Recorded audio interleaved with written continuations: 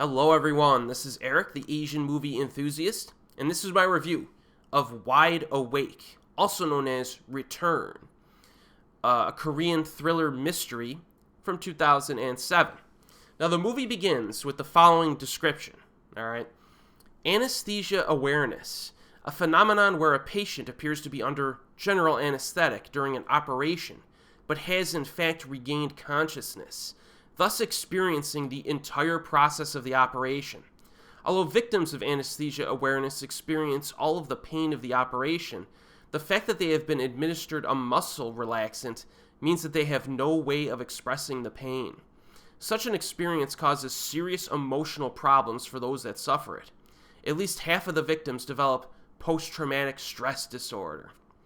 So the opening scene of Wide Awake is a surgery scene, of course, and a young boy is inadvertently tortured during surgery due to his anesthesia awareness. It's a very traumatic experience for him, but what makes it worse is that his father does not believe him. His dad simply assumes that he was dreaming this during the operation, you know what I mean, like a kid would make this up. But that traumatizes the kid even more so, and of course the doctors don't want to believe it because that could mean a lawsuit or something, right? So then we cut to the present day, 25 years later. Our main protagonist is a doctor who is getting harassing phone calls from the husband of a patient who died. Meanwhile, a series of murders and crimes have occurred that could be linked to the kid from 25 years ago, as well as our main protagonist.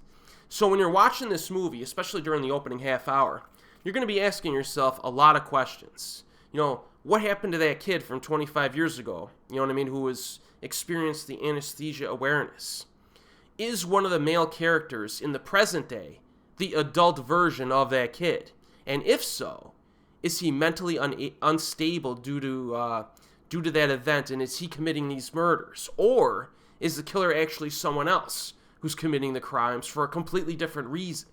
So it's kind of a very effective way to set up a murder mystery.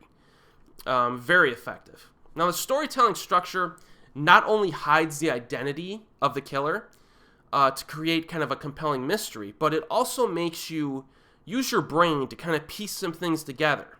You know, relationships, clues, stuff like that. You need to be alert and pay attention to this film. Korean and Japanese movies like to do this type of thing. You know, they intentionally provide little clues or misdirects, even to the point of being a little confusing early on, but a very engaging way to tell a story. There's a lot of slow burn tension in this film. You're not going to get like high octane chases or anything like that. At times, it'll actually trick you into thinking there is danger when in fact there isn't, and it uses kind of like a slow burn way of doing it. It's pretty good. This is kind of chock full of intriguing scenarios because the killer uses some exotic and unconventional medical tactics to dispatch some of his victims. I'm not going to say any more because that would be spoilerish, but the orchestration of one particular murder is really creative. I'll never forget that one. Now, in terms of flaws, I think the final half hour probably has one too many twists.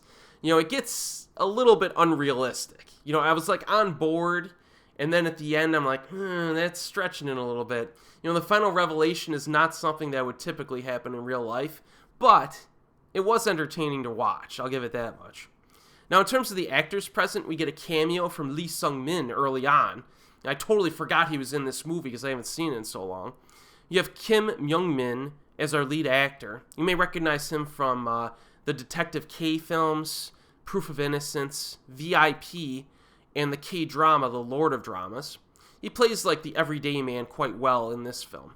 But even though he's technically the lead character, this is kind of an ensemble film, and very much so during the second half as well. But there's a number of different characters that are kind of introduced and kind of interact with each other, and it keeps you on your toes. Everyone does a good job.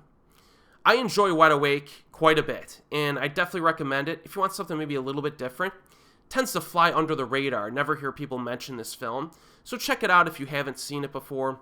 Nowadays, it's actually easiest to find on DVD, which is still very reasonably priced. So if you've seen this one or you end up watching it, let me know what you think. I'd be interested to hear your thoughts. And as always, we will see you next time.